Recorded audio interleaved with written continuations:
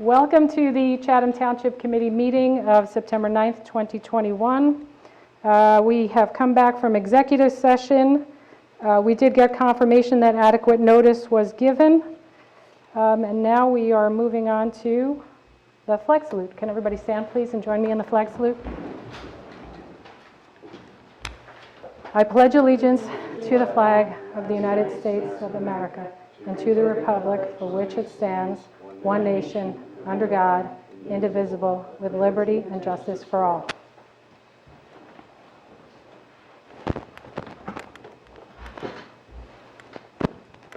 Okay, can I get a motion to approve the agenda? So moved. Second. All in favor? Aye. Wonderful. Okay, I'm going to move on to the mayor's message.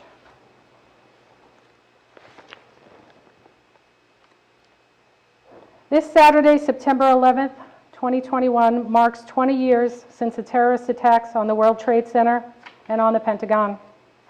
Most adults remember exactly where they were when they heard the news of the attacks. I was on maternity leave, 9 months pregnant with my son. I heard the news of the first plane on Washington Street while driving home from my daughter's day school. At the time, the broadcasters didn't know how big the plane was, and they didn't know if the crash was intentional.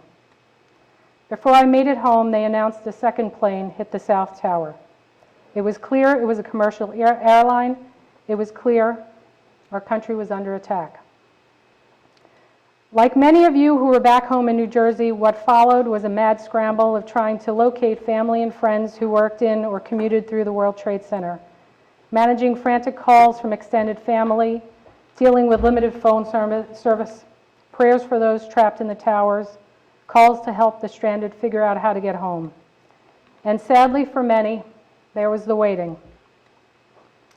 The cars marked at the train station served as an ominous reminder of the devastation for our Chatham families. We are bound together as a family in our memory of this horrific day in our nation's history and in our heartache for those who perished. At 8:46 a.m., the North Tower was attacked. At 9:03, the South Tower. 9:37, the Pentagon. At 9:59 a.m., the South Tower collapsed. At 10:03, hijackers crashed Flight 93 in Shanksville, Pennsylvania. At 10:28, the North Tower collapsed. In the course of 108 minutes, our lives were changed forever. 2,977 were killed, thousands more were injured. Our Chatham family lost 13 that day, 7 from the township and 6 from the borough. We will never forget them. Donald L. Adams, Dennis Buckley, Paul S. Gilby, Gary Haig, Anthony P. Infante Jr., Robin B. Larkey, Christian H. Maltby, Philip W. Massandria, Peter Mutos, Thomas Strata, Kenneth J. Swenson, William R. Tiest, Peter M. West.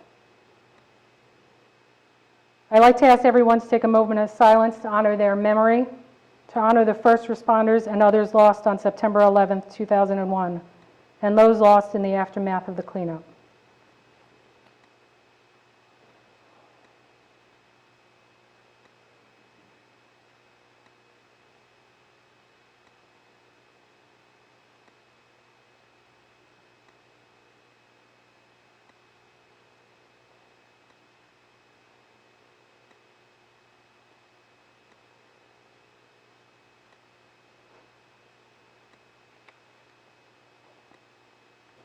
In the worst of humanity, we find the best of humanity.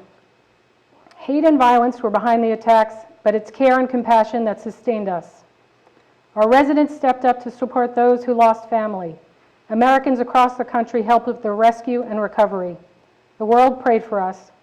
We were one nation brought together by tragedy, caring for each other without regard for race, religion, sexual orientation, political affiliation. Too often these days we find ourselves divided. I hope in those moments of division, we can put life in perspective and remember that we accomplish more together if we lead with care and compassion. I hope you will join me on Saturday evening for the Chatham's 9/11 Memorial Service.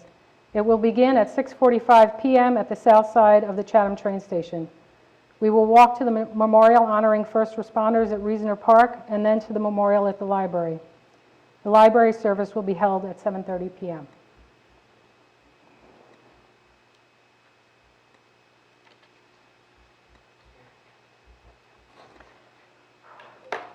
Just give me a minute.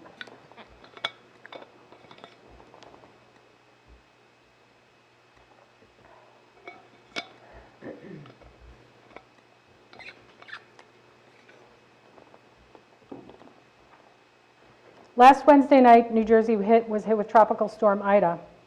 Sadly, there were several deaths across the state. Many experienced devastating flooding, and our friends in South Jersey dealt with tornado damage. In Chatham Township, our fire department helped pump water out of a dozen basements.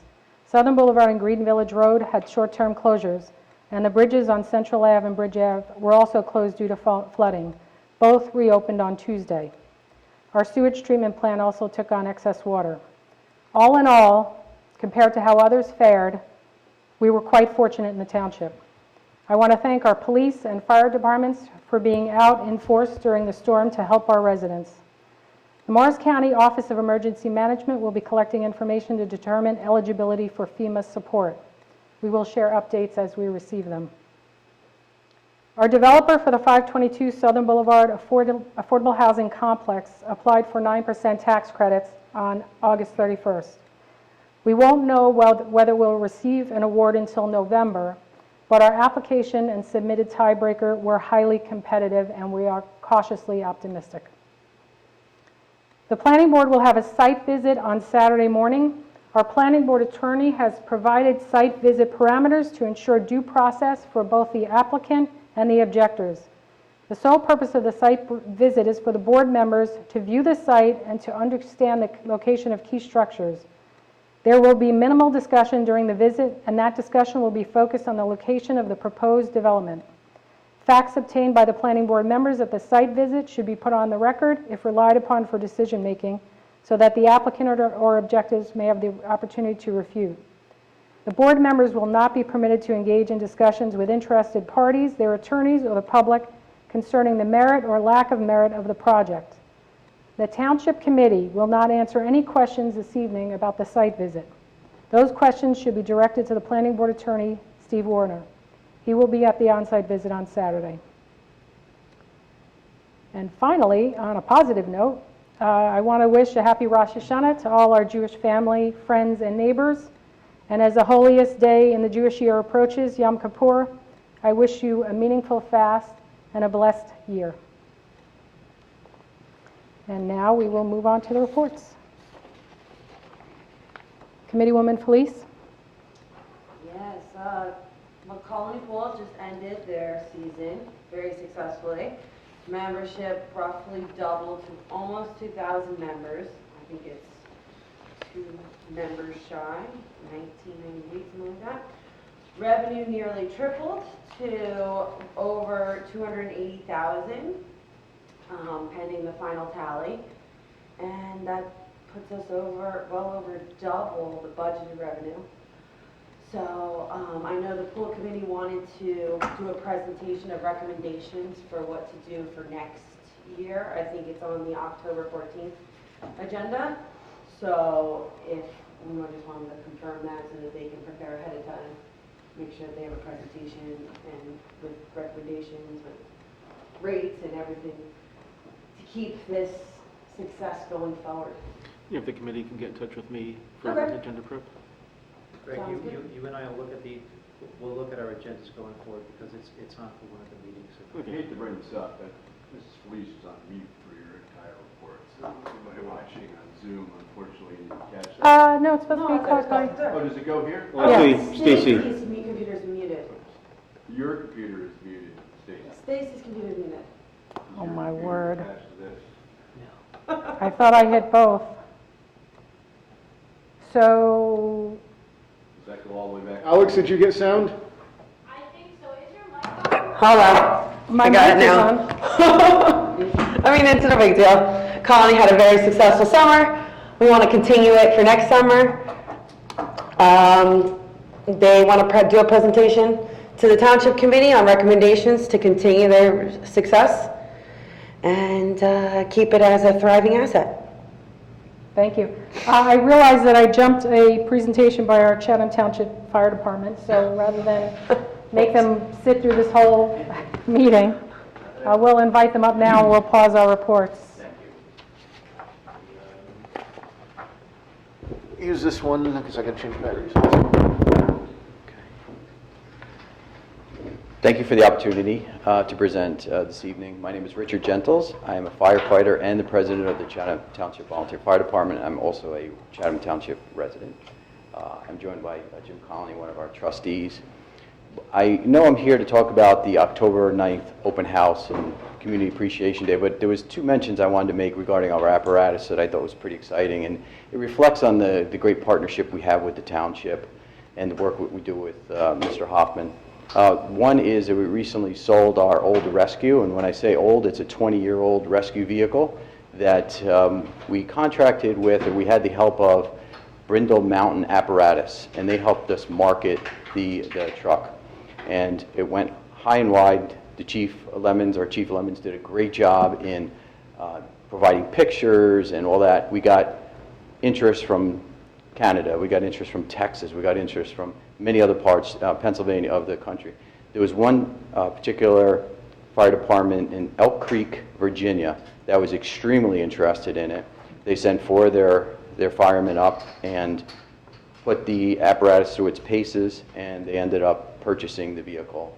It was $20,000 for a 20-year-old apparatus. The good news about it is, and it probably couldn't have worked out any better, was that it went to a great home. It has a second life now. They were so pleased with the way it was presented, the condition of the vehicle, and because we advertised it as it was, and and there's a video of them pulling into their fire station at, I don't know, 10:30 at night, because it was a 10-hour trip for them. And that's not a comfortable vehicle to drive, so I don't envy anybody that had to drive that vehicle that night for 10 hours. There's no air conditioning, it was a hot night. So when it pulled in, some of their members and the community members were there to welcome the vehicle. Lights were on, sirens are on, so we were so happy with the outcome of it. And again, it just shows the great partnership we have with the township in getting that done. So the other thing I wanted to mention was we are expecting our new brush truck. This brush truck will replace a 1973 brush truck that we currently have, and so that will be good with them. Okay. So we're hoping, because Ford had to shut down for a while to make ventilators, it was delayed, so we're hoping within the next couple of weeks we'll receive that new vehicle. So we're looking forward to that. So speaking of which, I'll segue into our event on October 9th, and we appreciate the township's support for this event. It's an open house, and it's a community appreciation day as well, because our goal is community outreach and having a very good relationship with the community members and the community that we serve. So we wanted to invite the community down. There'll be activities a lot of activities for the kids. There will be a jump house and a slide. It's a Dalmatian, big Dalmatian dog. The kids will be able to spray a small hose from hopefully the new brush truck that we get. There'll be a band, food trucks, and a lot of different activities, tours of the firehouse, and of course the apparatus that we have. The goal is to encourage new members. We struggle, as all departments across the country, with attracting new members. Thankfully, we have a very robust and successful junior program, and I'm happy to say that we have 3 female juniors in our program currently. They are outstanding, they are committed, they are eager to learn, and they provide a great support for the full-time members, volunteer members.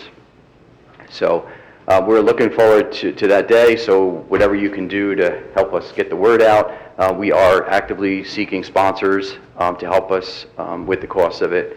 And everything's in place. So we're hoping for good weather. We're working closely with, again, Mr. Hoffman and Chief Miller. And again, thank you for voting to approve the resolution as well. So. Thank you. So that event, again, was October 9th? Yep, October 9th, 2 to 7. 2 to 7? Yes. Wonderful. Thank you, and thank you again to you and to all of the firefighters Thank you. and our police. Thank you, and like you said, thankfully the other night wasn't as bad as it Yes. could have been, so. Yeah, but believe me, I was out in that storm, and Yeah. every time I'm out in one of the, and I think, well, we're all running to hide, you guys are all Yeah, running yeah, out. we're out. so Oh, we were out, yep, we for do sure. appreciate everything. Yeah. It's a volunteer Yep, 100% organization volunteer. as well that could use the community's support, Yep. so, Absolutely. yes, so thank you very much. Great, thank you, appreciate it, appreciate the time. Madam Mayor, if I may, that was a nice presentation from the president of the Chatham Township Volunteer Fire Department, but he sold himself and some of his members short, particularly about the sale of Rescue 14. It was a months-long effort. It was an intense effort. They are to be commended. They made sure that they took videos. They responded to emails from all over the country. But they made sure that the truck ran on a regular basis. And if it just sat there and gathered dust, the Elk Creek, Virginia Fire Department would not have that piece of equipment. But they kept everything on that truck operational, and that's why a 20-year-old truck from New Jersey now has a new home and a second life, and it will continue to serve people in need. But it goes back to Chief Lemons, and it goes back to the deputy chief and others that just, on a regular basis, made sure the truck ran, and then responded to requests. And it wasn't just Texas, it was Wyoming, and it was other places, and it was a couple places in Canada. And after the truck was sold, we got a couple of disgruntled calls from fire departments in Texas that they were late to the party, but they wanted to look at the truck, but it's just people don't understand the amount of time that our volunteers spend making sure that the equipment is prepared and that our volunteers are prepared to help our residents. But it truly has been a good partnership, and there were things that we had to figure out. How do you transfer title to Virginia, and okay, make sure that they have the insurance, make sure that they're bringing up plates, just the common sense things. But it's been a pleasure to work on several projects, and there are some things going on in the future that the township is working on to help make sure that we have the capacity to make sure our volunteers will have others to follow in their footsteps. So there's just things that the Township Committee will be discussing in the future to help make sure that there's an attractiveness for public service and for volunteers to continue to follow in the footsteps of Mr. Gentles and Mr. Conley and Chief Lemons and everybody else. And that goes the same for the Green Village Fire Department. But they sold themselves short tonight. So everybody show up on October 9th for the open house. Thank you. Thank you. Okay, so we're going to return to the reports. Committee Women Police, I just want to make sure you were done. Yeah, just calling Paul. All great. Mr. Hamilton. Yeah, I'll be brief. We just had Labor Day. We're coming out of the summer now, so I think, Colony Pool is a big thing in the summer now. People are getting back and re-engaged in a couple things. Just real quick from the library, the mayor mentioned the 9/11 memorial service on Saturday at 7:30, and thank you, Madam Mayor, for your moving tribute. And I think all the members of the committee, appreciate that and share your sentiments completely. So appreciate that very much. So we're looking forward to that, and the Business Advisory Committee is still working on putting together their directory of local businesses and businesses that service the local area. There's a meeting coming up next week, just on the fly, I would recommend to those members of the committee watching at home, or I can shoot out an email, that maybe there's something that committee could do about helping out the fire department with the sponsorships they're looking forward for their event. So that's something that we can explore. And I'll leave it at that. This meeting. Thank you. Mrs. Fundaco. First of all, I'm going to talk about the Historical Society has a couple of interesting events coming up. One is called, oh wait, I didn't turn this on. They have a couple of events coming up. One is the Women of Chatham Township, a virtual presentation by Pat Wells, and that's on Sunday, September 26th at 4 p.m. It's via Zoom. And then there will be a Smithsonian Magazine Museum Open Day at the Brent Red Brick Schoolhouse. It's called Experience America, and that's Saturday, September 18th from 10 to 4, and then you can also go to see their new exhibits. For the Environmental Commission, we'll be getting the AV stations set up, and New Jersey will reimburse $8,000 for each station. And the company is STMA, and I don't know what that stands for. They were recommended by Rich Young and for a reasonable price. And we will do our own installation because we have our own electrician, and Rich knows a lot about this. So that's one thing. The other thing is Dot Stillinger has stepped down after 20 years as head of the Environmental Commission. She's been an inspiration to those of us who care about improving our environment and preserving our open spaces. Thank you, Dot, for your dedication for all these years. Although she's stepping down, I'm sure we're still going to hear from her. She's not going anywhere. Maureen Kelly will be taking on the position, and there's no doubt that we're in good hands. Maureen is energetic and dedicated to any task she takes on. And lastly, I had a call, an email from one of our residents regarding her concerns about the traffic on Fairmont Avenue.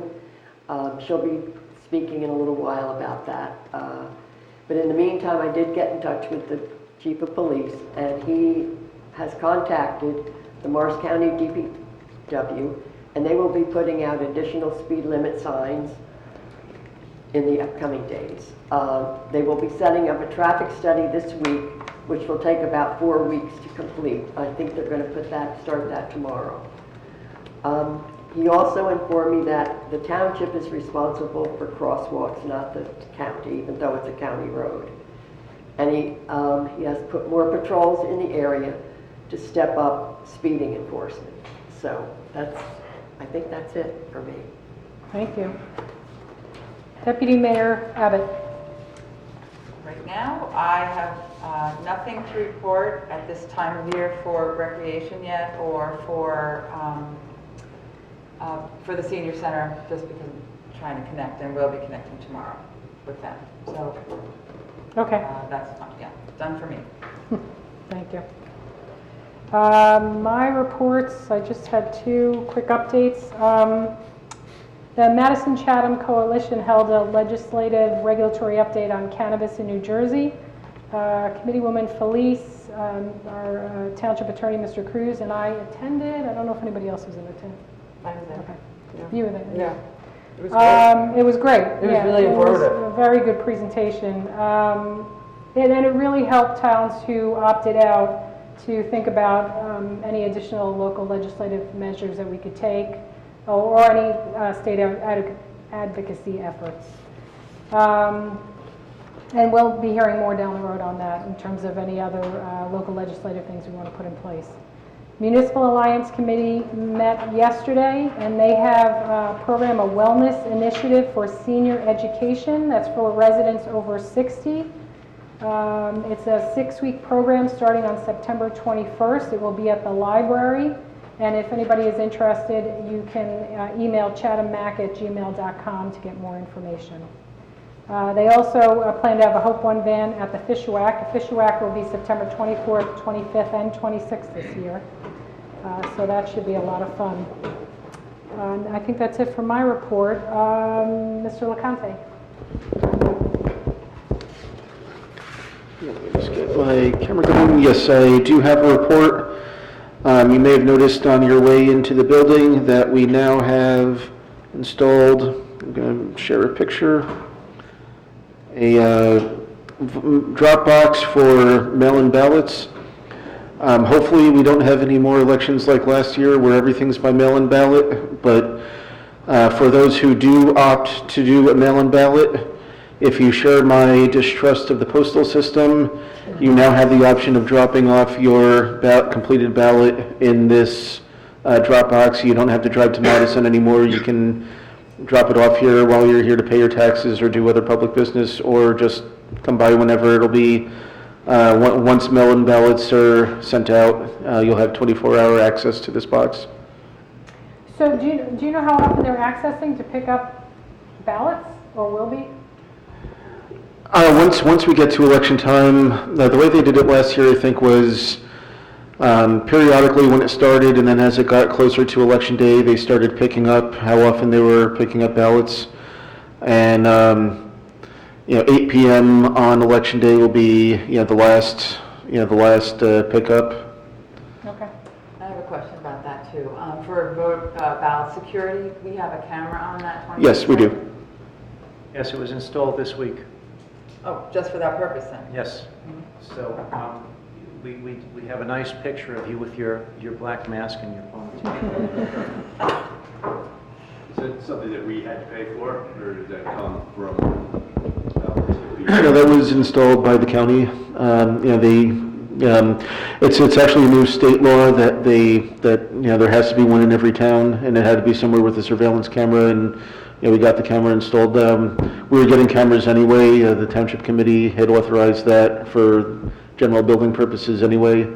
But as far as the box itself, that was funded at higher levels of government. But the camera's ours. Well, yeah, the camera's ours, but we were getting that anyway before this box mandate came out. Thank you. Mr. Rushke.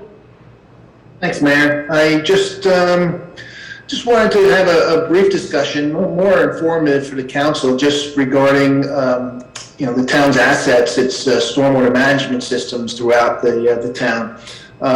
Because when a storm like this occurs, my phone is off the hook. I get calls constantly and addressing a lot of issues. And just to put things in perspective, the storm that we got hit with Ida, it was equivalent to or close to a 100-year storm event, especially with the intensity that, because it was a very short storm, but it was a very intense storm, which means that we have very high flow rates. And a lot of our systems, they were installed in the 70s, and the design standards from the 70s versus today, 50 years later, is quite different. Even the precipitation data that you use as a standard in that time frame has changed and has increased over time. So a lot of our drainage system is not designed to today's standards, and many of the storm events, systems are probably in the range of a 5-year storm event, which, statistically it's a storm that occurs once in every 5 years. And that's probably some of the larger systems we have. That's all their capacity. So and that was the standard necessarily at that time. So it's not like we're delinquent or anything. The systems were installed, in accordance with the design standards that were present at that time. But we do have some systems that are the capacity is limited, and we do get a lot of calls of people getting flooded, and sometimes it is in fact because of municipal systems just being inundated and not being able to handle the flows. And we have over the years looked at, when it's practical, if we can increase some of the pipes to accommodate some of the larger flows, but sometimes you even have to start from a low point and work up. And some of these projects are in the $100,000s, $1 million range in order to fix some of these problems that, sometimes it's just one homeowner, sometimes it's only two homeowners that are impacted. So it is a challenge, and we always, whenever I get calls, I do my best to, try to give the homeowners some guidance on what they can do to mitigate it. Many homeowners do take the initiative to control water that's flowing onto their property, and we do give them guidance when we can. But I'm just bringing this up only to bring the committee that we do have a major infrastructure of stormwater, and it does have limitations. By no means am I suggesting that we need to start a program of upgrading it. It would be a monumental undertaking, and that's not typical of municipalities to undertake that. But just to alert you to the fact that that there are issues in town, and we do try to mitigate them the best we can. We accommodate residents as best we can and try to help them address these issues. So just bringing the committee up to speed on what happens when we get these type of storms. A quick question on that. The two roads that were closed because of flooding were Southern and Green Village Road, both county roads.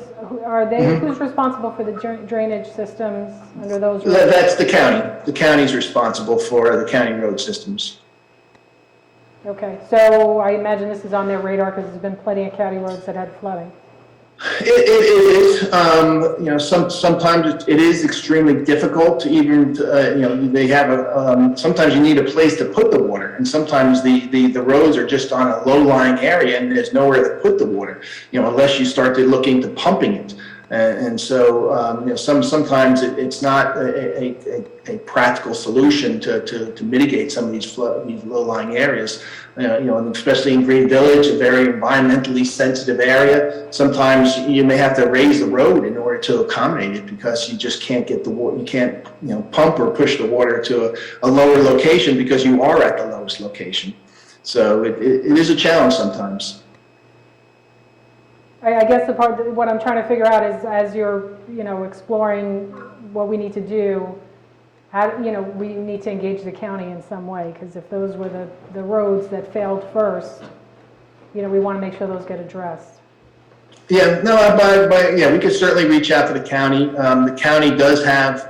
We work with the county because sometimes the county does just discharge into our collection system, and then we do work hand in hand with the county on trying to manage because it's all Chatham Township and it all impacts our residents, and we want to make sure that everything is addressed, not just on our local roads but all the roads. Great, thank you. Yeah, and just one other note. We did have an incident over on Dixie Dale. Their sedimentation basin did fail. It was, a sedimentation basin is a temporary structure during construction, and following the state standards, it's only designed for a 2-year storm. So you can imagine when you get a storm like this, it was completely inundated. They did have a discharge of mud into the Chatham Glen detention basin, and ultimately did make it to the Passaic. And so I did issue them a notice of violation. They are reinforcing some of their soil erosion sediment control measures, but it is an incident that did occur, and I am working with the association to try to see if we can mitigate anything that from that occurrence. So just an FYI. Thank you. Okay. Mr. Cruz? No report, Madam Mayor. Thank you. And Mr. Hoffman? Thank you, Madam Mayor. 5 items to report on. The first item that I'll report on has to do with the storm on Wednesday, September 1st. That's during that storm, which was the remnants of Hurricane Ida. The township received approximately 6.5 inches of rain in about 9 hours. So for the period between 8 p.m. on Wednesday the 1st and 1 a.m. on Thursday, September 2nd, the meters down at the sewer treatment plant registered over 885,000 gallons of water came through the system. And during that period, that 24-hour period, we had over 4.2 million gallons of water that came through the system, and the meter stopped working at 4.2 million gallons of water through the system. But in that 5-hour period, we treated more water than we do on a normal 24-hour period. So the 24-hour period for Sunday, August 29th, we registered about 855,000 gallons of water. So on the storm for Hurricane Ida, we treated 885,417 gallons of water. That came through the system in that 5-hour period. So in that 5-hour period, we accepted and treated 30,000 gallons more of water than we did for the whole 24-hour period of Sunday, August 29th. So that was just how intense the storm was.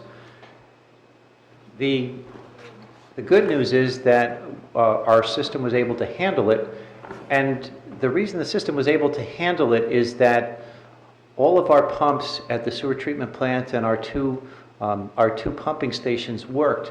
If the Township Committee recalls, last year the Township Committee approved an emergency authorization for the purchase of a pump at the south side because one of the pumps had failed and the other one was old and had to be rebuilt.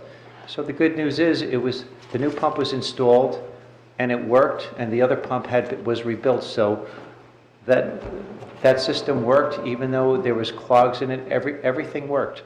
In 2019, at the end of 2019 into the beginning of 2020, we had pumps that were failing at the main sewer plant, and the Township Committee then had authorized an emergency, some funds so that we could rebuild the pumps, and they worked.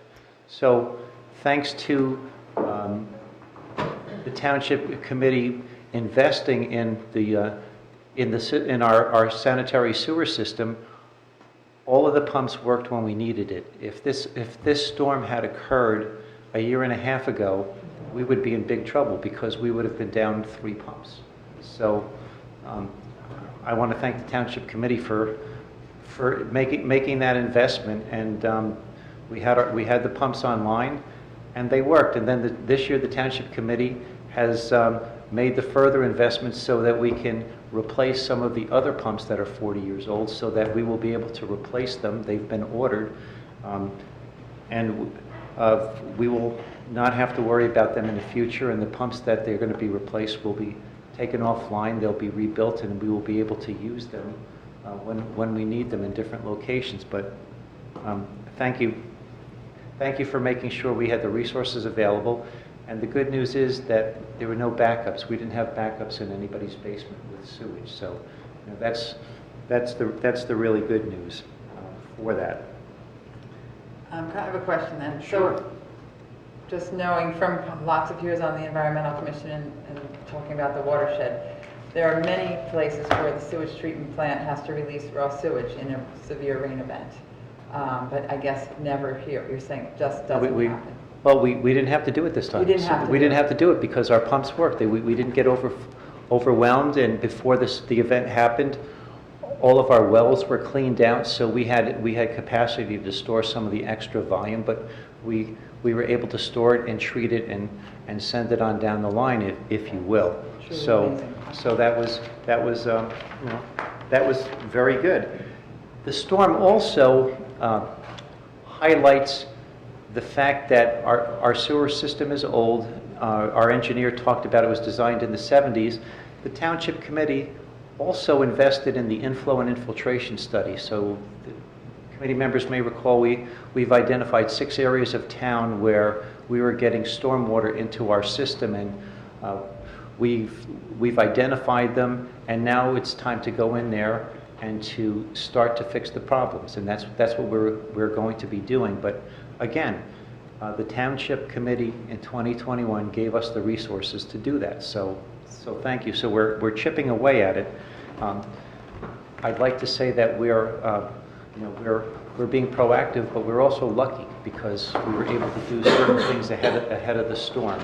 But thank you for helping us serve the needs of our residents, and we're going to be chipping away at the I&I. And that report that was done is very thick, but I can share the highlights with the Township Committee, so you won't have to go through that on your own. But there are things that we will have to do. That water got in through the tops of some of the manhole covers and things like that. Those are to be expected, but we need to fix the pipes, some of the pipes that have just reached the end of their useful life cycle. So let's stay. We've talked about underground. Let's go above ground, but let's talk about something that's not so nice. We had 2 Girl Scouts that put together a project to purchase a pet waste container that could be placed down at the Colony Pool tennis courts. And these Girl Scouts had 2 fundraisers. They raised money so that they could buy a pet waste container, 200 bags for disposable bags for the pet waste, and the material was ordered and it came on Monday, August 30th. The DPW installed it on Tuesday afternoon, August 31st, and it was on Thursday, September 2nd, it was gone. Somebody vandalized it. They broke it. They broke the pet waste pail off of the brackets, and it's gone. So it's kind of sad that the hard work of two nice young girls who were trying to help make some improvements in an area where we've had residents that have complained about what's underfoot, where there was vandalism. So I hope whoever did it will return the container, and I think they ought to be ashamed of themselves. But this is just something that's a bad episode, but hopefully there'll be something positive that comes out of it. And the Girl Scouts, we're going to make sure that there's adequate documentation so that they can receive their reward for what they did. Now now we've gone below ground, we've gone right at ground level. Let's talk about some things in the sky. So I'd like to give a report on the Nashfield lighting. So we have some good news about that. The lights for Nashfield are being fabricated right now. They're in production. They should be completed within the next 2 weeks. So that's good. So the lighting system will be ready. The engineers for Qual Light are designing the caissons or the foundation for the light fixtures, and the Baseball and Softball Association agreed to help fund a soil boring, or the technical name is the Nashfield Geotechnical Investigation for Light Pole Construction. So this is basically the soil subsurface. So they're looking at this report so they can design the foundation for the light poles. And then the light poles and the foundation are going to be going into production fairly soon. So in 6 to 8 weeks, they'll be finished, and then they'll eventually make their way down here to Nashfield for installation. So we're making progress on that front. We talked about the fire department and the good work of the fire department with the selling of the rescue truck and just pumping out basements and things like that. So we don't have to say too much more about that. But I'd like to close by giving a shout out to Steve Simon Fay and his company. Mr. Simon Fay, for the past 2 years, has volunteered to take care of the Township's 9/11 Memorial, which is at the back of our building, right by the gazebo and the ball fields. So Mr. Simon Fay and his staff were here this week, and they were sprucing it up. They did a very good job of cleaning it up, and there's nice plantings. There's some colorful plantings that are there, and our town is very fortunate to have somebody like Mr. Simon Fay, whose public spiritedness, is helping us, and it's giving us a beautiful place to reflect on what happened on 9/11 and those that we lost from Chatham Township and the borough, because the memorial is for both. It's for the losses from the residents of the Chathams. And that's my report, and I echo what Committee Member Hamilton said about your reflections on 9/11, so thank you for that. Thank you. Okay, before we move on to the hearing of citizens, I did pull the latest update on COVID vaccination rates and COVID cases. So the past week, 10 cases were reported. The prior week, 15 cases were reported. Vaccination rates, though, have gone up, which is great.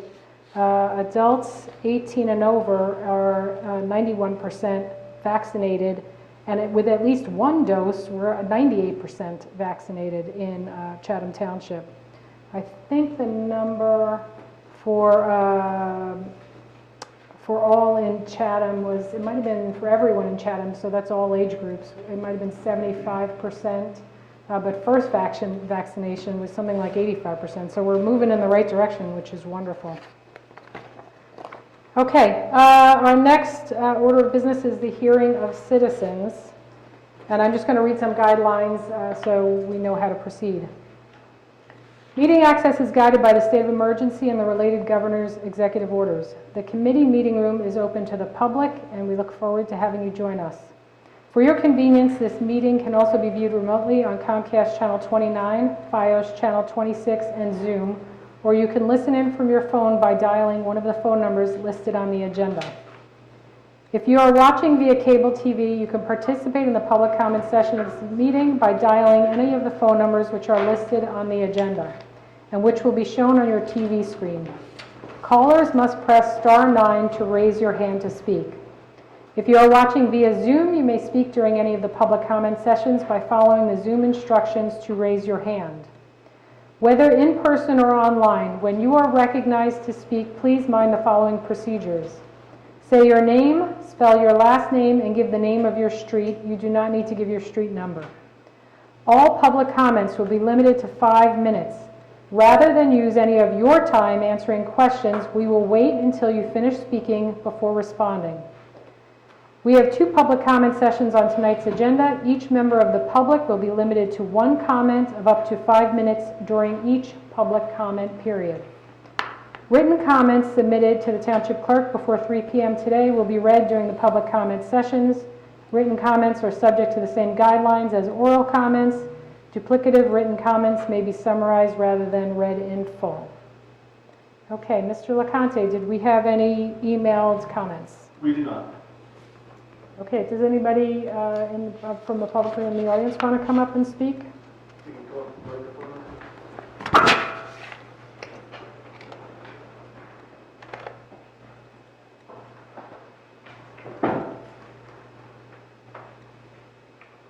Your name and street. Good evening, everyone. My name is Sukmani Dhanoa. I'll spell out my last name, D-H-A-N-O-A. I'm a resident of Fairmont Avenue and have come here today to talk about my concerns around traffic safety on that road. It is a county road with a 35-mile-per-hour speed limit and is lined by residential houses all along the stretch that it runs through the township. Just the stretch between Southern Boulevard towards Myersville that meets River Road has about 150 residences on it. It is a single-lane road and is relatively wide in the borough, but as it enters the township, it gets narrower and in some places is pretty narrow and without any curb space. It slopes up and down that leads to a limited line of sight area, and through an intersection in such a mix is a dangerous situation, especially for pedestrians or a kid trying to cross the street. Fairmont Avenue is used by a lot of cyclists but has no dedicated cycle path. It is also used regularly by pedestrians, dog walkers, and kids walking or biking to meet friends or going about their day. A walkway lines it on one side but is dilapidated in stretches and overrun by vegetation or snow depending on the weather. With the pandemic and the lockdown last year, The traffic patterns were disrupted, but in recent months, the heavy traffic is coming back as well as the speeding. More recently, heavy traffic patterns are not just limited to certain times of the day, but are seen for extended periods throughout the day. Residents who are on the side with the no walkway face a challenge when trying to cross over to the walkway or in the narrower sections, even while grabbing their mail from the mailbox. About 6 weeks back, there was a hit-and-run incident at the intersection of Fairmont and Tanglewood, where my dog ran into the street and was struck by a speeding pickup and died on the spot.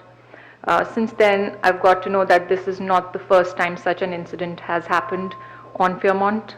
The pickup neither slowed, paused, hesitated, nor stopped at any time during the entire incident, and this was captured via our front door security camera. My family and I use Fairmont Avenue on a daily basis as pedestrians, as dog walkers, as cyclists, as residents checking our mailbox, pulling our car out of the driveway and going about our daily lives. It is the same for my neighbors, community members, and all users of Fairmont. Recently, I reached out to my neighborhood and community and heard echoes of similar safety concerns that made me want to come here and talk about this today. I have a list of about 26 community members who signed up to show their concern. I myself, and on behalf of our concerned community members today, ask for Township Committee's assistance to work with the Township to, number one, ensure a detailed traffic study is done on Fairmont Avenue, and any issues as an outcome get highlighted. And Ms. Lest, she said that this is being worked on.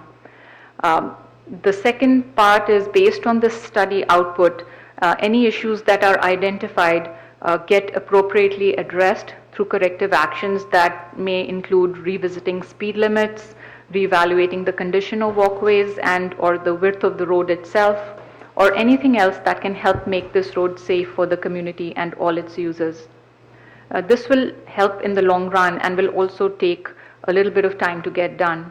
And so for the interim period, speed signs and stepped up enforcement can act as a deterrent of any kind of speeding on this road. That, again, Celeste mentioned, that is being taken care of. Thank you all for your patience and hearing out my concerns. Thank you. Thank you. I'm very sorry to hear about your dog. I'm sure that was heartbreaking. Yeah, as somebody who travels on Fairmount, I wholeheartedly agree. Travels regularly on Fairmount. I'll be interested in seeing what the traffic study produces, and I'm pleased that our police are keeping an eye on Fairmount to see what's going on. Okay. Could we ask if there's any prospect or potential from the doorbell security camera? I mean, obviously this whole issue is concerning, but I think that this is a community, I don't want to speak for everybody else, of dog lovers, and that's one of the most horrific things I've ever heard. And if that person lives in Chatham Township, they're a disgrace to this community. Yeah, it was. And you know, we should fully investigate that. Yeah, it was a white pickup truck, but because it was just a ring camera, it didn't capture the license plate number. That's really horrible. And again, I hope that person doesn't live in this town. Yeah.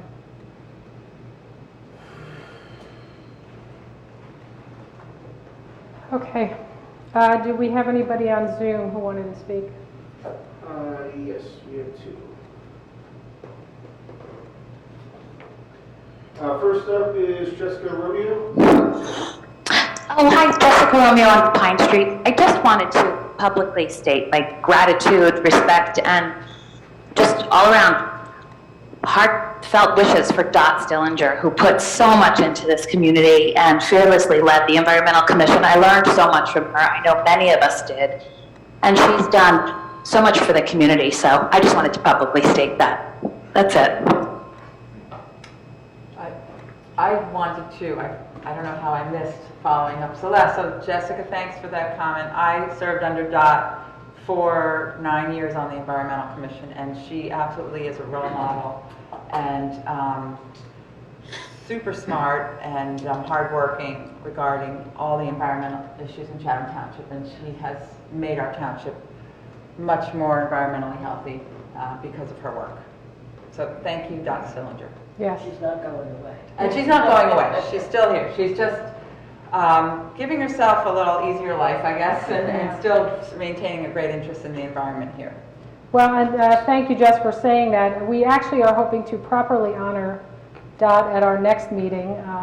She's a little bit resisting, so, but we will do something whether she cooperates or not. But yeah, she's just been so, such a wonderful help in the community. It's up to you if you want to pre-appoint her to something. If she's willing to do something, certainly. Okay, you said we had another person? Yes, we do have one more.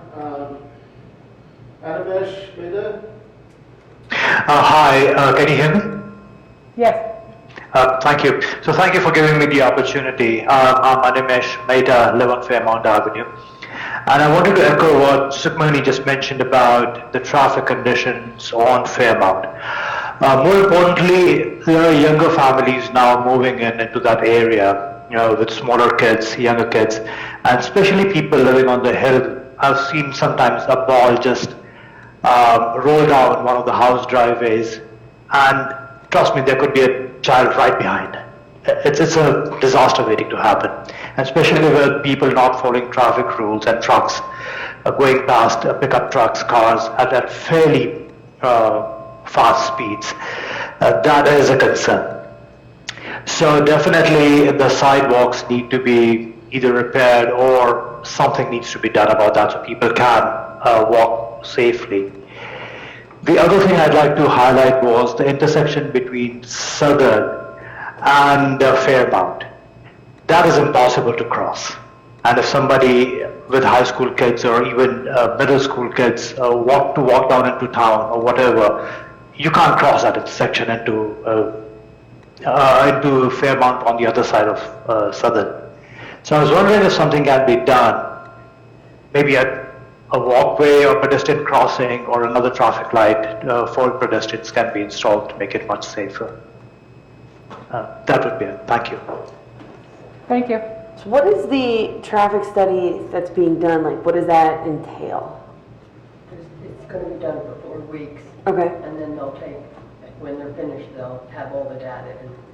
Is it like the whole street of Fairmont, or is it like certain intersections, or how does it work? I think it's going to be out where the incident took place with the dog, in that area. And they're putting up extra signs, speed limit signs, and the police are out We there. definitely have a couple, areas in town that are definitely prone to accidents and issues. I mean, Well, I the think, other thing is they don't have crosswalks out there. right. And I guess the town is responsible for that. We're not, the county isn't.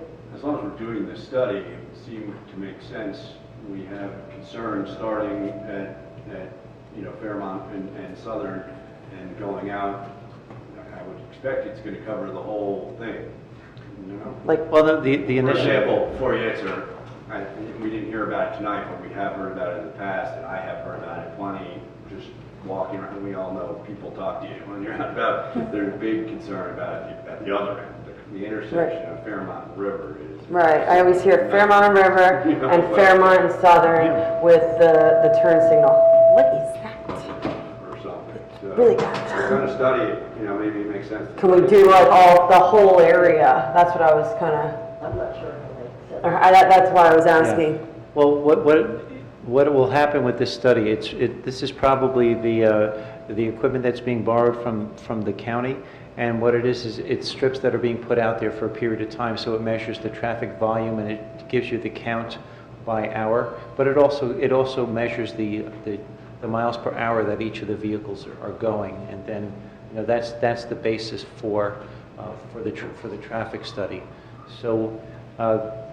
We can circle back with the chief about putting it in other locations. Yeah, so that we those can two intersections, like on Southern, I guess if you're making a left down Snake Hill, like there's no arrow there. I know that's been a huge issue in the past. I know turning on from Fairmont onto River on both ways. There's a lot of loss of sight over there where there's accidents. So if we're doing traffic studies, personally, I think we should add those two intersections as well. I know those are the main areas that I hear from everybody. Well, and we mentioned Mr. Mehta mentioned the intersection at the schoolhouse at Fairmont and Southern, and there's not a good line of sight to cross there.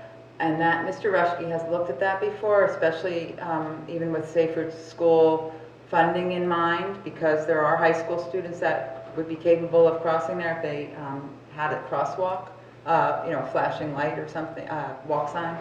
But they're really, that intersection is troublesome partly because it's a crest of a hill. Well, it also has Buxton coming out to it. Yeah, it's a 5-point, yeah. Right. So it's very costly to make it safe, but I think it should be revisited. But it's a very rural, has, something that was acceptable when this was a more rural community, and we have to decide whether we want to spend, we want to see the stepping points for how much money you have to spend to at least get it more crossable, without, for example, leveling the top of the hill to make the line of sight better, which would be, in a way, a shame for the character of the township, but it's all cost-benefit of the resident safety. Or maybe there's a way to change the arrows or something. Maybe there's something where it helps something. Yeah, one of the things that we'll do is we'll circle back, but Mr. Rushke, Chief Miller, myself, and our Rich Young, our Superintendent of Public Works, we'll put together a plan for studying the intersections, because we'll try and hit the ones that have the most volume first, and then we will come back to the Township Committee. But this way, it's done, and then we'll have some conversations with Chris Fitz, who's the county engineer for Morris County, who's been very helpful on several projects, and do it that way. It's better if we figure out what's logical, and then we proceed from there. So we're doing this. Put it in the circulation element of the master plan, possibly. Spring is eternal. Yeah. September 23rd.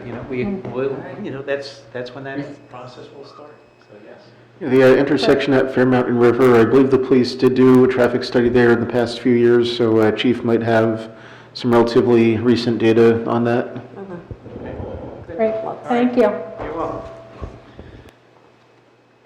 Okay, anyone else? We do not have any further hands up. Okay. Seeing no one, I will close the public hearing. Okay, so we'll move on to the introduction of ordinances. The first ordinance, do we know who's got that feedback going on? Is it me? Yes, I think it's you. Is it this? You have two things on. Hello? I think you have your computer audio on. The computer's fine, I think it's just... I think it's my really? Turn computer. off your mic when you're not talking. Is that better? Yes. So it's this? Yeah. Okay. Okay. All right, that's fine. I can turn it off. Okay, so ordinance 2021-19. Mr. Alcante, would you read that ordinance, please? It's an ordinance of the Township of Chatham, County of Morris, New Jersey, amending the Land Development Ordinance, Section 30-78.1, to permit firehouses and emergency squad buildings as principal permitted uses in residential zones. Okay, Mr. Hoffman, did you want to give a brief description? Yes, thank you, Madam Mayor. This ordinance is a forward-looking ordinance. It's looking and saying we know that our fire departments and our emergency squad will have to be renovating their buildings, sometime in the future. So there's been discussions about where to store hazardous materials, and then there's also been discussions about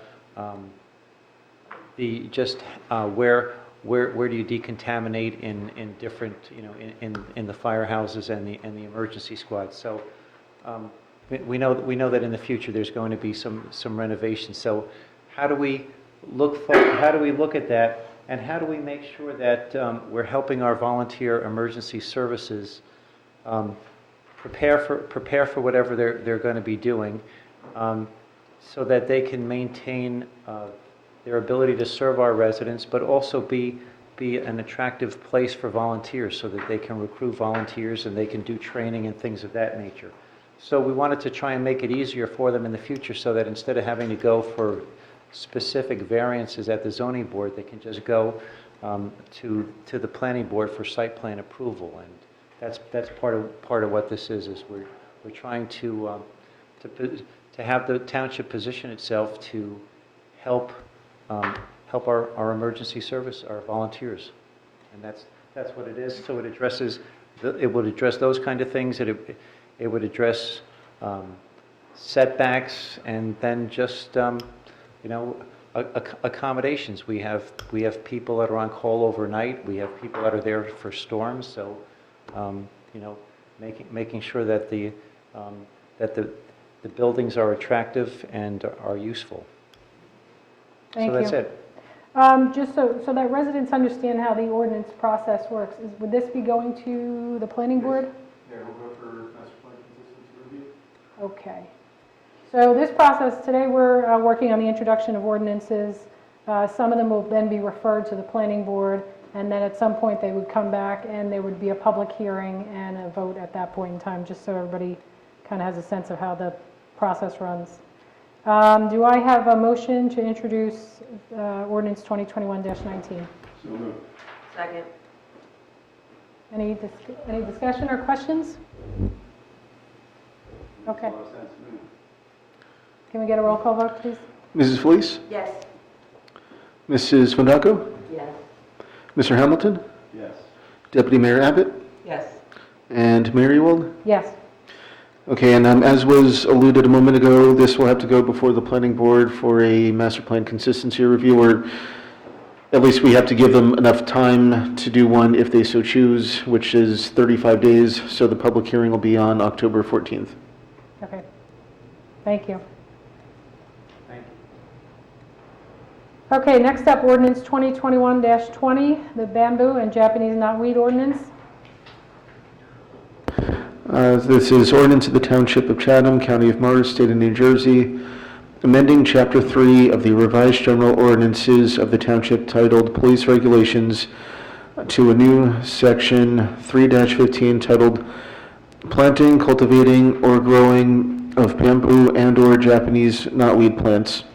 And just to answer the question, in case we get there, no, this does not need to go before the planning board. Okay, thank you. Okay, Mr. Thank you, Madam Mayor. I'd be happy to give an overview of this. Thank you. This is an ordinance that was brought up as a topic of discussion at a previous meeting, and there was some good input that was received by members of the Township Committee. So this ordinance would be, if people want to have bamboo or the Japanese knotweed plant, they can have it. It just has to stay on their property. And if somebody already has bamboo on their property, they can keep it. We're not looking to get rid of it. It just has to stay on their property. If it goes onto their neighbor's property and their neighbors don't have a problem with it, then that's okay too. But if neighbors have a problem with it, with either one of these species going onto their property and causing damage, then this gives the township the opportunity to work to have the problem remediated. But if not, ultimately it gives us the opportunity to say it really has. You have to keep it on your property. You're damaging your neighbor's property. You're impacting their quality of life. So there's remedies that are involved. And if this ordinance is adopted, there would be it would not take effect immediately. It would take effect January 1st of 2022, so that there's a period of time for education and to get the word out. So that's basically the outline of this ordinance. Great, thank you. Do I have a motion to introduce the ordinance? I'll second. Thank you. Discussion. So, I mean, I was doing some research. It looks like this is being done at the state level right now, where it's currently at the Senate, like it already passed the Assembly, from my understanding. Of both these species? I looked up bamboo. I don't know Japanese knotwood. I don't know what that is. I did not research that one. But I did see bamboo specifically was being done at the state level. And so that's where I was like, well, I think maybe we should hold off until that passes. Just real quick, for those that are interested, I pulled up the picture. If you want to look at your screen, this is what Japanese knotweed is, because I didn't know what it was either. Okay. So. It's blooming right now outside, Yes. yes. You can see it all over. River Road, anywhere there's been a clearing, it takes over in the sun. Yeah. Yeah, I'm not sure where it's going to go in the Senate or the Assembly. It's my understanding that this has come up in the past, but the passage has not been successful. But I haven't followed this bill. I reached out to a couple people and I was told it was going to pass. So that's my only concern is that if anything, I'd rather wait until that passes and see what it is entailed, what's involved in their law, and see if that already encompasses this, or if we need to edit what we're doing. I guess that's my only concern. Like I understand the need of, okay, if you're gonna have bamboo on your property, you should have a barrier. That's not really up for, you know, I understand, but I'm just saying is if this is already being done at the state level, I'd rather wait and see what exactly is being passed to make sure we're. Yeah. Yeah, I'm sorry, I didn't mean to interrupt. No, I was going to say, my only worry is that we wait and we wait and we wait and then nothing happens. Well, if we introduce, we don't have to have the public hearing at the next session. We could push the public hearing off. Well, we could, but Madam Mayor, the other thing that you could do is, if it's, we have, it doesn't take effect until January, so if it does get it. But still, if it passes, you I still would have pass something and when you're implying that then it could be repealed or something. That's. Yeah. Well, I'm just not sure. We have until the end of the year. Yeah. Mr. Cruz had something to say. and I was going to simply point out that, just to reiterate what Mr. Hoffman said, this legislation has been pending for several years before the New Jersey legislature. It has not passed. Committee member Felice is correct. It did pass the Assembly almost unanimously. It was referred to the Senate, but so far the Senate has not taken any action. This year, both houses of the legislature are up for election. So there will be a new legislature come the middle of January. So if that legislation is to be adopted, it would have to be adopted during this session, which again resumes sometime in November. They're in recess now and would resume in November after the election. And the second point I was going to make again is what Mr. Hoffman said, is this legislation doesn't take effect until January 1st of next year. So if something did change, you could amend this legislation or repeal it. One of the key things that I think the Township Committee was concerned about is an education period. There's plenty of opportunity between now and then to educate the public, not only on this, but anything that the state may do. It sounds to me like it has passed although it was described as pending for several years, if I understood you correctly, Mr. Cruz, it had passed the Assembly during this session. And correct, right? Yes. Correct. In order to be approved, it would have to happen during this session, which is this year. So it's not like we would wait and wait and wait. We'll know. Yeah, well, we're adding in the Japanese next couple knotweed months. too. So Yeah. I think we're also adding Japanese knotweed. Both of these species are invasive, not native to the area, damaging to our environment, but also they both have the roots that are several feet deep and have the ability to crack foundations and crack and break up pavement. So, and we had a resident in here talking about his multi-year struggle with it, and Mr. Tripp, I think it's. So We can do it without the state doing it first. This ordinance has been tested, it's a model ordinance from other towns with some adjustments to make it not, so that we're not blaming anyone for buying a property with bamboo already existing on it, and making it so that a neighbor has to raise the issue as it being invasive, because some people have bamboo that's spreading and no one minds that spread. But when it spreads, it is very difficult to get rid of, as we heard testimony from Mr. Tripp, and costly, and is like someone is moving a fence line into your property and saying, I am taking over your property. And that's how severe it's been, and we have a lot of wetlands in That's some not towns. illegal already? But right, there is common law. No, I'm not saying that. Excuse me, can we hear one at a time? Yeah, so I'm just saying that it's because it is going into someone's property, it's not like an ordinary weed. I'm saying the comparison, the metaphor is it's like moving a fence line. It is so invasive that someone is taking away your property by something that starts on their own property. And it's as if they're moving a fence line because it's such a barrier that takes over your lawn or whatever garden you had intentionally on your property. So I don't see why we can't do it. It's just seems like it's ordinary neighborliness and taking care of a problem that is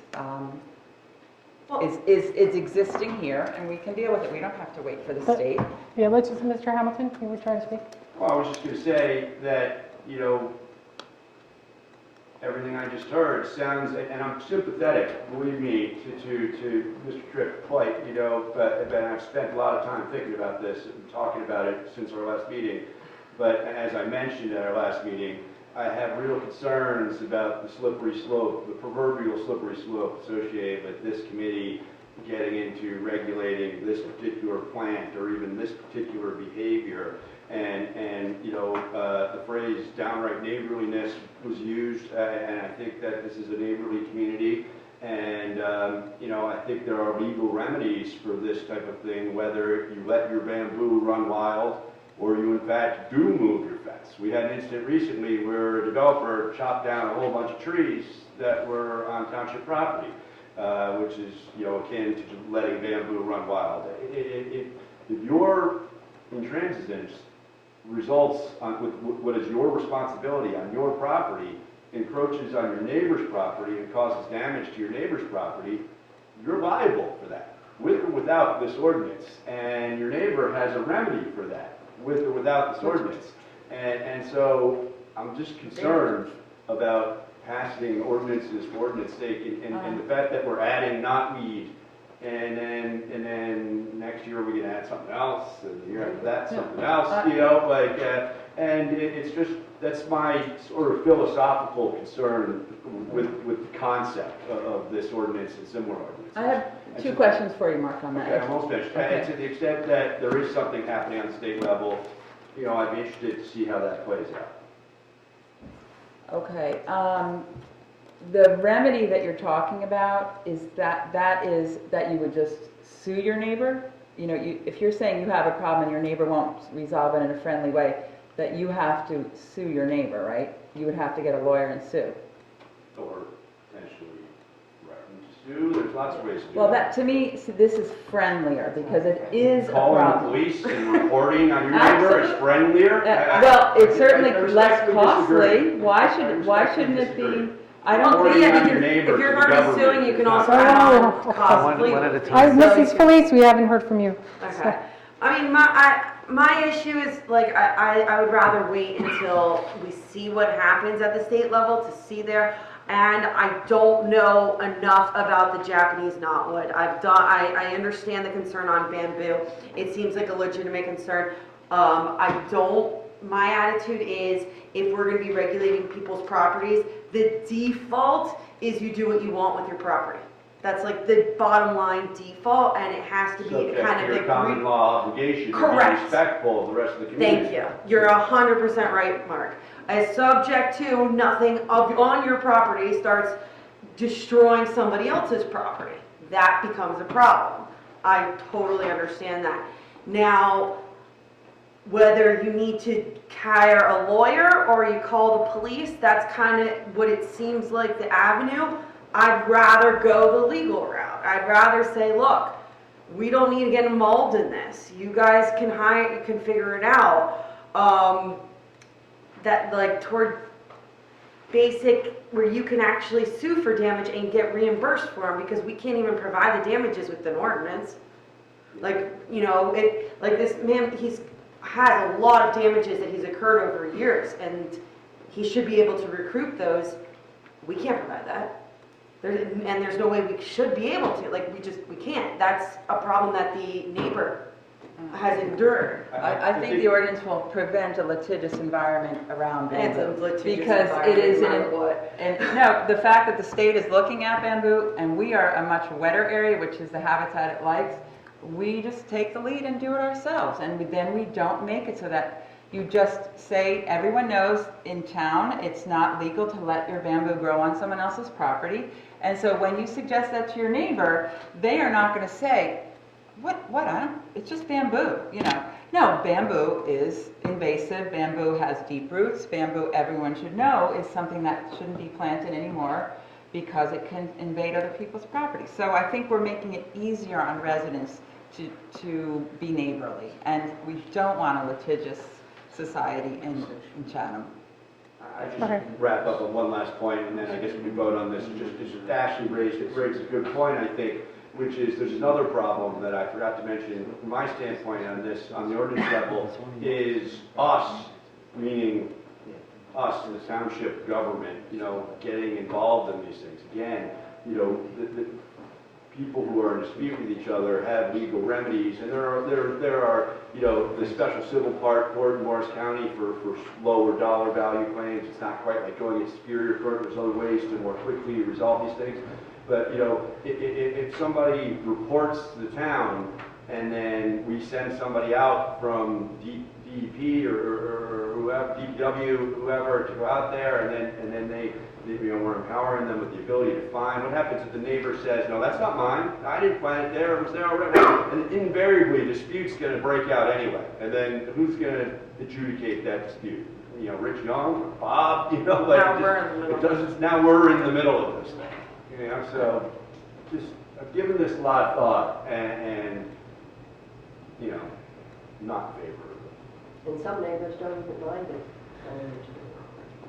Well, that's the point, that if it's, but that's how the ordinance is written. If no one complains, then it can be left alone. But when someone complains, we're recognizing it as a legitimate invasion of someone's property, and it should be remedied. It absolutely should be considered a legitimate invasion onto someone else's property. Anything on your property that goes onto somebody else's property should be considered an invasion onto somebody else's property, akin to like trespassing type of thing. But I still think that that's where the common law comes in, where you have to take action. Yeah. Well, it's like, does a town regulate, you know, dog licenses? I mean, you just regulate, the town has to regulate certain things so that it's common knowledge that you don't, that these are nuisances for your neighbors, that you don't have the right to do a certain thing. Noise ordinances, or again, letting something as strong and invasive as bamboo. So I think that we're just bringing up something that's very timely, because it's becoming a problem statewide, and it is a problem in our township. So we just set an ordinance to make people have an easier time in resolving disagreements with their neighbors, or making their neighbor understand that it is a problem, because that's really what it is. Some people they planted it, they don't even see where it's going behind their property line. Okay. Get out there and find those unregistered cats, Greg. You know they're out there. Okay, let's move on. I want to thank everybody for a healthy, respectful discussion. I thank you for that recognition of civil discourse. I appreciate that. Yes. Okay, let's move to a vote, please. Mrs. Felice? No, because I want to wait. Mrs. Dutton? Yes. Mr. Hamilton? No. Deputy Mayor Abbott? Yes. Mary Lou? Yes. Motion passes. Motion passes. Public hearing will be on September 23rd. Okay, September 23rd for the public hearing. Thank you. Okay, ordinance 2021-21.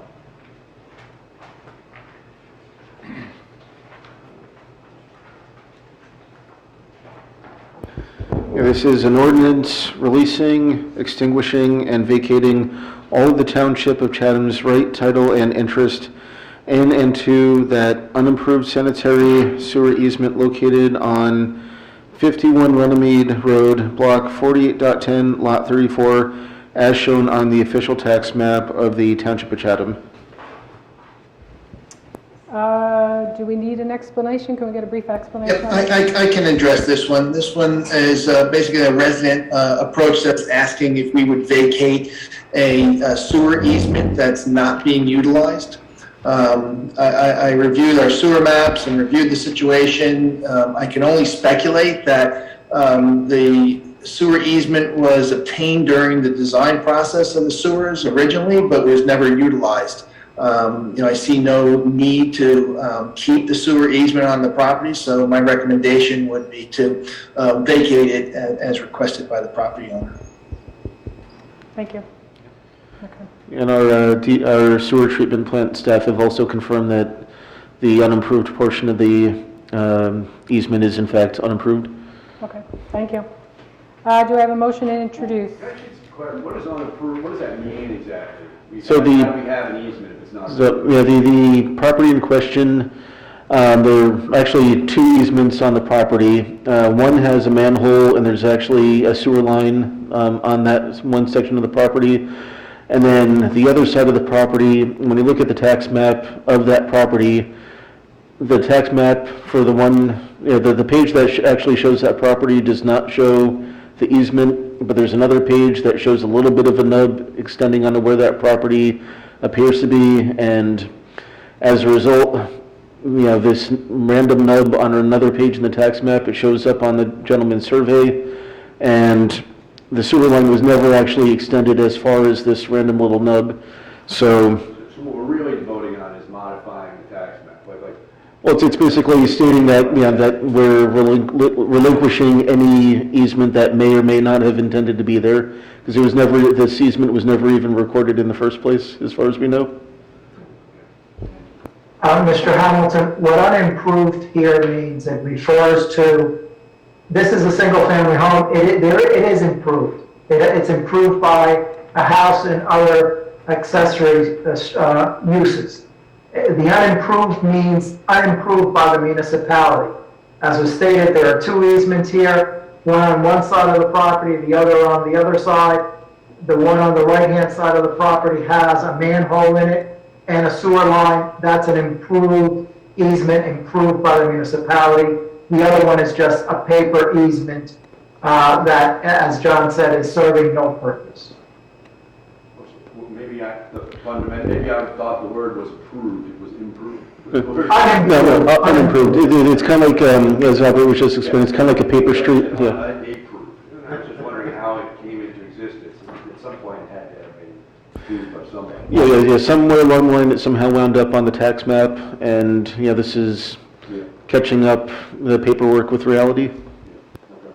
Okay, so do I have a motion to introduce the ordinance? A second. Thank you.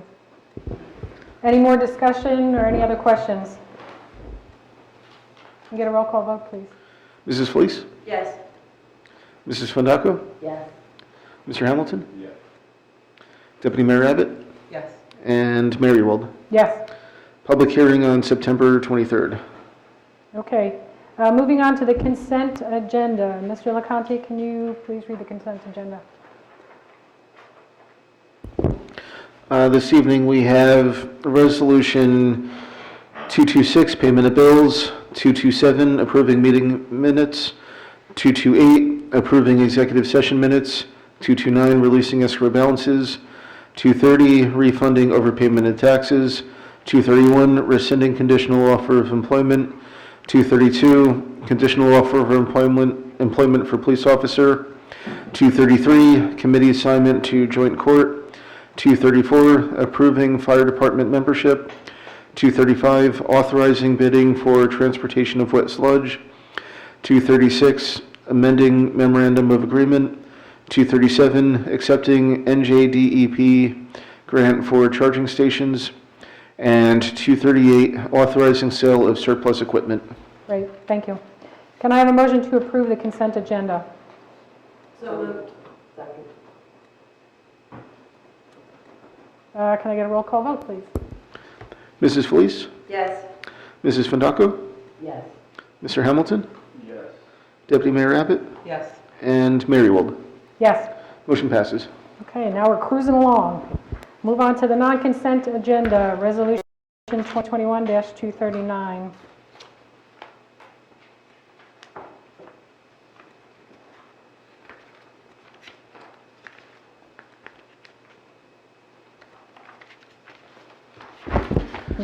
Okay, this is resolution of the Township of Chatham, County of Morris, State of New Jersey, authorizing the mayor and clerk to sign a settlement agreement with Public Service Electric and Gas Company arising out of a dispute pertaining to the PSE&G 2018 Vegetative Management Program. Thank you. I think you gave a brief description earlier, right? Yes, I did. Mr. Cruz, do you need to add to that at all? I have a question. No, Madam Mayor. Okay, let's just do the introduction, then we'll go to the, can I get a motion to introduce that res? It's a resolution, so it'll just be to adopt. I'm not introducing, okay. Can we get a motion to adopt 2021-239? And can I get a second? Second. Thank you. Any discussion or questions? Okay, I have a question. Okay. Is your mic on? Are we going to get? Is your mic on? What? Is your microphone on? We're going to get $10,000 from public service. Will we be able to use that towards trees to be planted, or does that just go into some account? Theoretically, we can, yes. That's what the, So we will. yeah, the game plan was when we initially talked about it, this was for tree replanting. Replace it. Okay. Thanks. Any other questions or comments? Okay, let's get a roll call vote, please. Mrs. Felice? Yes. Mrs. Fondaco? Yes. Mr. Hamilton? Yes. Deputy Mayor Abbott? Yes. And Mayor Wold. Yes. Motion passes. Okay, and we have Resolution 2021-240, amending the bylaws. I have a question, though, Shirley. Yeah. What was the difference? I read them Oh, let's twice. just, Oh, I'll explain, I know it's confusing. okay. So this would be Article 11, a new Article 11, filling vacancies, and it formalizes, the process that Section 1, vacancies of the Township Committee will be filled in accordance with NJSA 40A 16-11 and all other relevant statutes.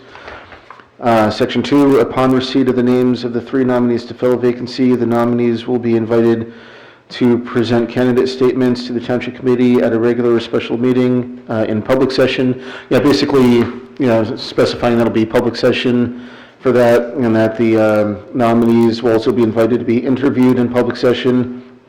That the Township Committee's discussion of the 3 nominees will be in public session, and any formal action taken by the Township to fill a vacancy will be in public session. So just, it formalizes that procedure, so that way, if and when we ever have another vacancy, we don't have to debate the procedure. It's already in writing. Sounds good. Ms. Filacante, can you read the resolution? I think we skipped that part. Did we skip that? I think we skipped that part. Resolution of the Township Committee of the Township of Chatham adopting rules and order of business of the Township Committee. Okay, and we got our description. Can I get a motion to approve resolution? Second. Thank you. Any questions or discussion? Great, so it's basically memorializing what was already done. Yes. We already had this discussion. Yeah. Yep, Yeah, I mean, and it does stem out of that just to, make sure that we have the formal, codified procedure. okay. Can we get a roll call vote? Mrs. Felice? Yes. Mrs. Fundaco? Yes. Mr. Hamilton? Yes. Deputy Mayor Abbott? Yes. And Mayor Ewald? Yes. Motion passes. Okay, we will have our second hearing of citizens. The same rules apply. If anybody, oh, not too many anybody's left anymore. Okay, do we have anybody on Zoom who wishes to speak? Yes, we do.